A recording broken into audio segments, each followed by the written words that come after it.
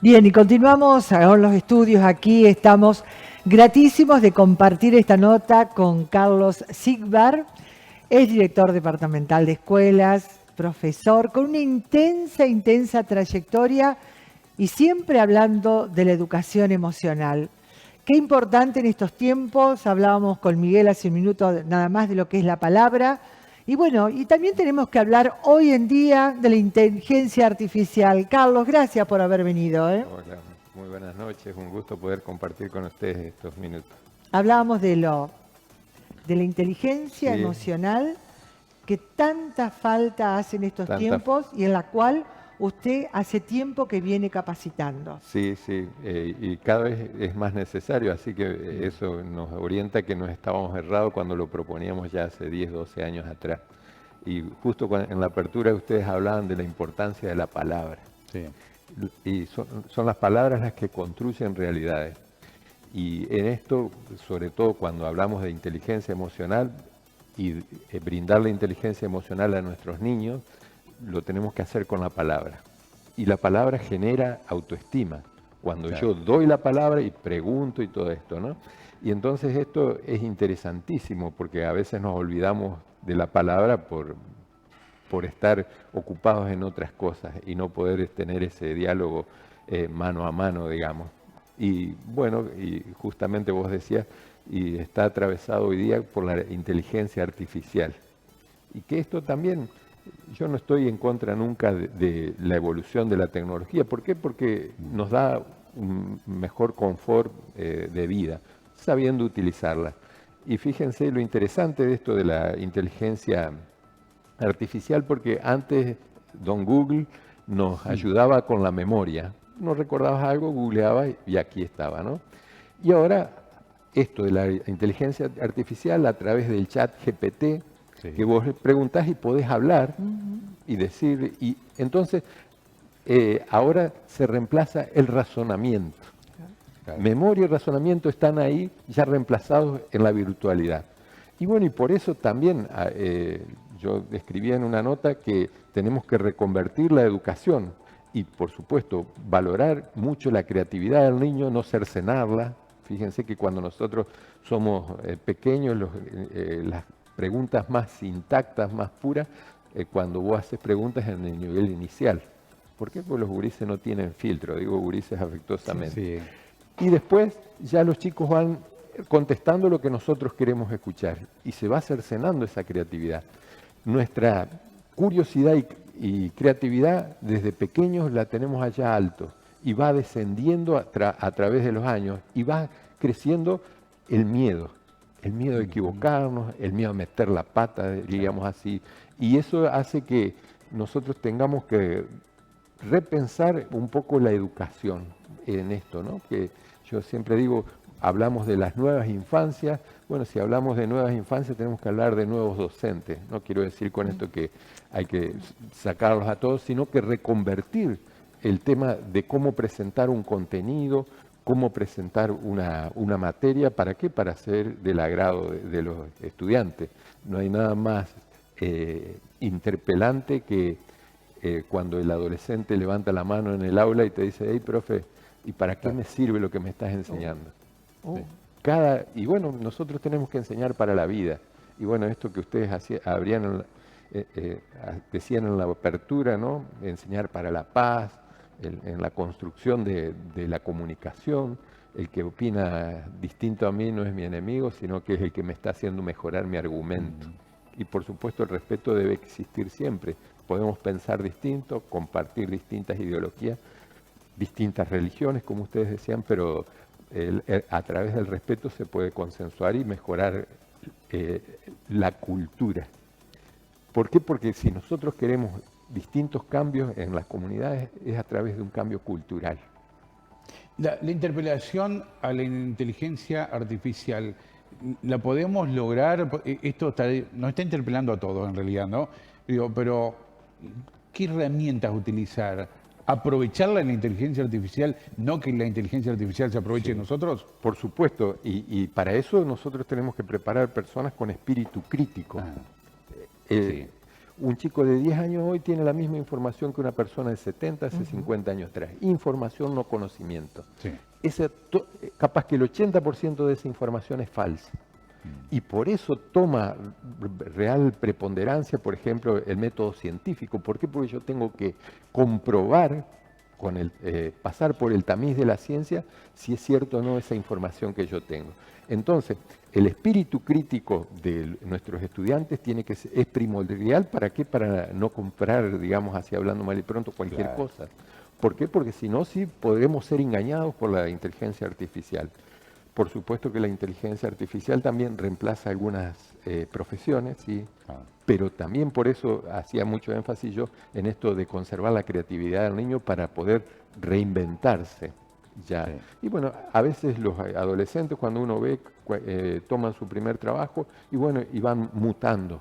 ¿Por qué? Porque no tienen tampoco la lógica que tenemos nosotros ya, personas duchas, digamos. Sí, sí. Carlos, también por ahí, hablando de la virtualidad, también uno no deja de ver, en cierta forma, no la palabra, pero digo peligro, entre comillas, porque también nos facilita todo y volvemos a lo fácil y nuestro cerebro es como que va volviéndose inactivo.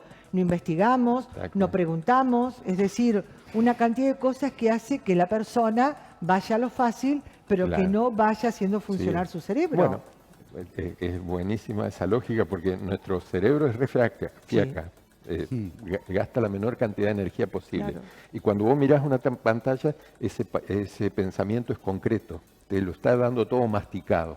En cambio, si vos tenés que leer, ese pensamiento es abstracto y vos te concentrás en esa lectura y navegás por 1000 mundos. Es más difícil, necesita de concentración, sí, pero es mucho más necesario. Nosotros podemos desechar cualquier conocimiento, pero no podemos desechar el amor por la lectura. Eso es vital, y a veces en los grados superiores nos quejamos porque los chicos no llegan. Y bueno, yo a veces le pregunto, y bueno, ¿qué haces vos para enseñarles?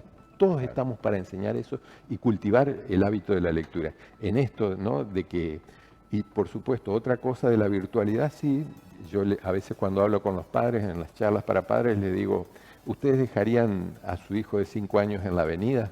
Y me dicen, no, por supuesto que no. Bueno, pero le dan el celular. Es lo mismo porque el peligro existe también a través de esta captación. Sí. Y por supuesto, también hay que enseñarle a los adolescentes, ¿por qué? Porque el celular, la virtualidad nos da cierta impunidad. Claro. Lo dije y lo bloqueé, chao, no me hago cargo. Y eso también hay que enseñar la responsabilidad que está detrás de cuando manejamos nosotros la tecnología y cuál es el mensaje que queremos dar, qué mensaje y hasta dónde. ¿Debo hablar de mi privacidad? No, sí. ¿Debo hablar de mi trabajo, de mis actividades? Todo eso son preguntas que tenemos que enseñar a los adolescentes que se las cuestionen y la hagan. ¿Por qué? Porque nos encontramos en una era de prosumidores. ¿Qué quiere decir prosumidores? Consumen virtualidad y producen virtualidad. Producen también y quieren producir virtualidad para obtener más like. Y a veces, por ejemplo, en TikTok aceptan desafíos que son irrisorios y que falta de lógica y por no tener ese espíritu crítico del que hablaba, caen en una trampa que hasta si se quiere es mortal. Exacto. ¿Cómo está viendo el panorama en virtud de las experiencias que está teniendo? Sabemos que recorre el país, incluso países limítrofes, este encuentro con padres, con docentes, con la educación misma por su reciente experiencia profesional.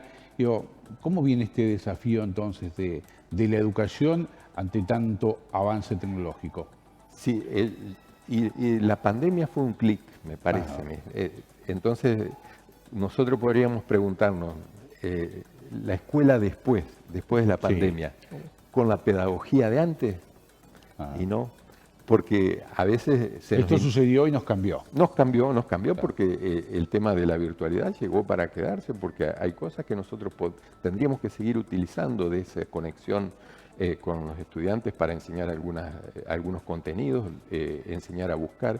Hasta incluso para lograr el atractivo. El atractivo, por supuesto, porque esto de generar la curiosidad. Fíjense que nosotros fuimos educados a través de la cultura del miedo. Si no estudiás, repetí. Si no estudiás, vas a ver, guarda. Y hoy nos hemos ido al otro extremo. Y bueno, y entonces, ¿cuál es? Yo no digo que hay que volver a esa cultura del miedo, pero sí a la cultura de generar deseo, el deseo por aprender. Cuando uno genera el deseo por aprender, encuentra el sabor al saber. Cuando vos encontrás el sabor al saber, se produce el conocimiento. Con usted se puede hablar un montón de temas, Carlos, porque es una persona muy abierta, además muy conocedora de lo que habla. Lo demostró cuando estuvo acá como director departamental de escuelas. También vivió momentos de un tema que nos preocupa y ahí está también, creo que lo que forma parte del respeto, del compromiso de los padres, un tema tan terrible como el bullying, Carlos. Sí, sí, es muy lamentable y bueno, medio que lo tocábamos ahí, de que nosotros tenemos que enseñar a esto de cultivar la autoestima. ¿Por qué? Porque es una cuestión de defensa propia, digamos. Cuando uno está seguro de sí mismo, es menos vulnerable. Pero también los padres tenemos que estar atentos a eso. Estas cuestiones, a mí no me gusta ponerlo mucho de moda, el bullying, la adicción. ¿Por qué? Porque en todo eso, y bueno, tenemos que hacer cargo los adultos, Sí. que somos adultos ausentes. Por ejemplo, si un chico hace síntomas para no ir a la escuela, es porque algo en la escuela está pasando. Algo está pasando, claro. Si un chico baja de su rendimiento escolar, es porque algo en la casa esté pasando. ¿Quiénes somos los responsables? Los adultos, de charlar todos esos temas y contemplarlos.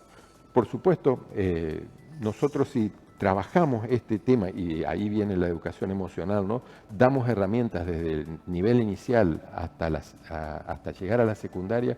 Cuando el estudiante ingresa a la secundaria, lleva todas esas herramientas. Autoestima, el poder decir que no, el poder decidir por sí mismo. Yo en este tiempo he hablado el año pasado con cerca de 5.000 adolescentes. Y en toda la provincia y bueno, y en otras provincias. Y bueno, y les preguntaba, porque a veces hay algunas actividades que realizamos que no participan. ¿Por qué?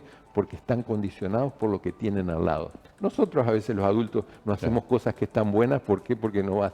¿Qué van a decir los otros? Sí. Y a los adolescentes les pasa con más profundidad. Y entonces yo a veces los cuestiono y pensamos este tema. ¿Cómo puede ser que 10 personas ataquen a uno? Y dentro de esas 10 personas no haya nadie que diga, che, la estamos pifiando. ¿Y por qué sucede eso? Porque somos seres gregarios y necesitamos pertenecer. Y cuando no tenemos alta autoestima, una buena autoestima, no podemos decir lo que está mal ante los demás. ¿Por qué? Por miedo a quedar mal. Nosotros como sociedad a veces nos tragamos cada mentira y no decimos nada con tal de pertenecer. Y esto también hay que hacerse cargo de cada uno, de decir, bueno, esto me lo banco, esto no. Y los adolescentes tienen que generar todas esas herramientas para poder establecer estos límites y esto, ¿no? Y por eso es preocupante, sí, es muy preocupante el bullying. ¿Por qué? Porque también yo estoy trabajando ahora para el Ministerio de Salta, también a nivel secundario. Y también el problema que nos aqueja también es que ha bajado mucho la tasa de los niños, son mucho más menores los que se suicidan que antes. Y esto no es simplemente en Salta, es a nivel nacional. Antes era el 4 cada 10.000 de tasa de suicidio. Hoy día es el 12 cada 10.000. Por Dios. Supera hasta, si se quiere, los accidentes. Están primero los accidentes de tránsito y después los suicidios en la muerte adolescente. Entonces también son cuestiones que nosotros tenemos, y es todo integral, tener cuidado con esto del bullying, educar emocionalmente para generar esa autoestima y también enseñar que la vida es buena, tiene sentido y vale la pena. Eso, hay que enseñarlo y decirlo, ¿no? ¿Por qué? Porque a veces entramos como en el pensamiento túnel, ¿es esto la nada? Y no, y la vida tiene una variedad de oportunidades y de facetas que nosotros podemos encarar. Pero sobre todo cuando uno persigue esto y parece que si pierde eso, es la nada. Es cuando me pido que hablemos de alguna emoción con los adolescentes, me dicen de la frustración. La educación emocional, una gran lucha también Sí. con las autoridades. ¿Cómo se ha podido avanzar? Ay, qué bueno que me preguntes Sí. eso. Bueno, Sí. en el 21 tuvo media sanción de senadores acá en la provincia de Entre Ríos una ley de educación emocional. Sí. La recibimos con mucho agrado, pero bueno, ahora está en diputados y no está siendo tratada. En la Cámara, está en la comisión de... Duerme en algún cajón.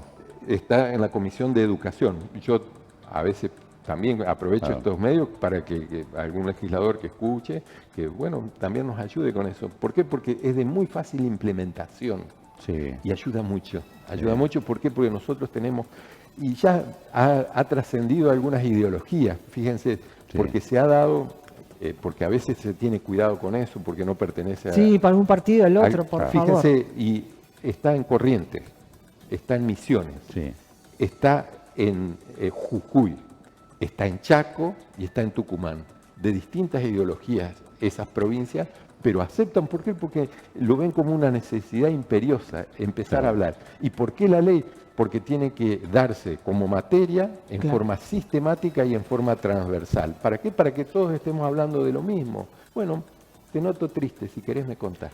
Que Ya, falta el claro. compromiso político a estas situaciones tan importantes que hacen a la educación, a la integridad, nada más y nada menos que a la emoción, que no solamente de los niños, de los docentes, porque esto también trae capacitaciones Sí, y un sí. montón de cosas Tal más. cual, la ley de educación emocional prevé la educación emocional al estudiante, a los docentes y la escuela para padres. De lo que hablamos Exactamente. acá en esta charla, ¿no? Sí, Qué gusto realmente, Carlos. Sin duda que lo estaremos empleando en cualquier momento.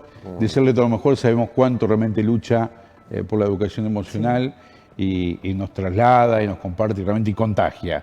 Así que le Sí. deseamos todo el éxito y ojalá que también la Cámara de Diputados en este caso pueda avanzar y en la aprobación de esa ley también. Muchas gracias por el tiempo, por llegarse hasta Nogoyá y compartir con nosotros. Bueno, muchas gracias a ustedes y bueno, para mí es siempre grato volver a Nogoyá porque tengo los mejores recuerdos. gracias, Muchas Carlos.